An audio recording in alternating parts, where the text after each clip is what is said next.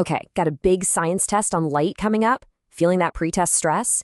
Don't even worry about it. We're going to spend the next few minutes totally demystifying one of the trickiest parts, refraction, so you can walk in there and absolutely crush it. Let's do this. So you've seen this a million times, right? You stick a perfectly good straw in a glass of water and bam, it looks like it's bent or even snapped clean in two right where it hits the water. It's this super common illusion, but it's actually the perfect key to unlocking a huge idea in science. So what is going on here? Well, spoiler alert, the straw is totally fine. What's really happening is that the light bouncing off the straw is taking a little detour. It's actually bending before it gets to your eyes. And since our brains are basically hardwired to think light always travels in a perfectly straight line, we get fooled every single time. So this whole light bending thing has a name. And for your test, this is the one word you absolutely have to know. It explains everything we're about to talk about. And that word is refraction. That's it. That's the one. If you're taking notes, star this one. Refraction is just the scientific way of saying the bending of light when it crosses the border from one substance, or medium, into another. You know, like when the light from our straw goes from the water into the air on its way to your eye. That change of scenery is what causes the bend. But why does it bend? Well, it all comes down to speed. Just think of it this way. Light traveling through air is like a car flying down a wide-open highway. It's going super, super fast. But when that same light hits something thicker, something more dense, like water or glass, it's like hitting rush hour traffic. It's forced to slow way down. And that sudden change in speed is what makes it change direction.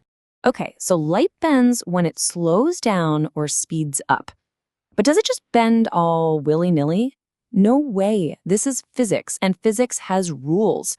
For refraction, there are just two simple, unbreakable rules you need to lock in your brain to predict exactly which way that light is going to go. And here they are. These are the golden rules. Rule 1, when light goes from something less dense to something more dense, like from air into a block of glass, it slows down and bends towards the normal. And that normal is just an imaginary line that's perpendicular to the surface. Rule 2, when light goes the other way, from more dense to less dense, like out of the glass and back into the air, it speeds up and bends away from the normal. Just remember that, towards when it gets crowded, away when it gets free. Check this out. This diagram is basically your visual cheat sheet.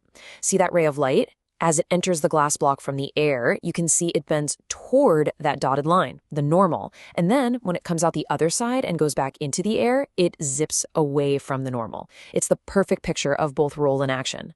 All right, now that you know the rules of the game, let's get to the fun part, seeing how they create some classic optical illusions. And you're definitely going to want to pay attention here because I can almost guarantee you'll see these exact examples on your test. First up, the old appearing coin trick. You put a coin in an empty cup and you move back until you can't quite see it over the rim. Then you pour in water and, like magic, the coin appears. But it's not magic, right? It's refraction. The light from the coin is going from water, more dense, to air, less dense, so it bends away from the normal, right over the edge of the cup and straight into your eyes. This exact same idea explains why a fish in a pond is never actually where it looks like it is. The light from the real fish travels up from the water, it bends at the surface as it enters the air, and then it goes into your eyes. Your brain, which loves straight lines, traces that light backwards and creates a fake image of the fish, an image that's way shallower than where the real fish is actually swimming. Okay, you've got the definition, you've got the two rules, you've seen the classic examples. Let's put it all together and prove you've got this down. It's time to tackle a super common test question that wraps everything we've learned into one problem. Here we go. This is the classic scenario. A fisherman is on a dock, looking down, and sees a fish. If they want to catch it with a spear, where should they aim? Do they aim right at the fish they see, a little above it, or a little below it? Think about the rules we just covered. So let's walk through it. Step 1. Remember that you're not seeing the real fish, you're seeing the image created by refraction. Step 2. The light is going from water to air, so it bends away from the normal to get to your eyes.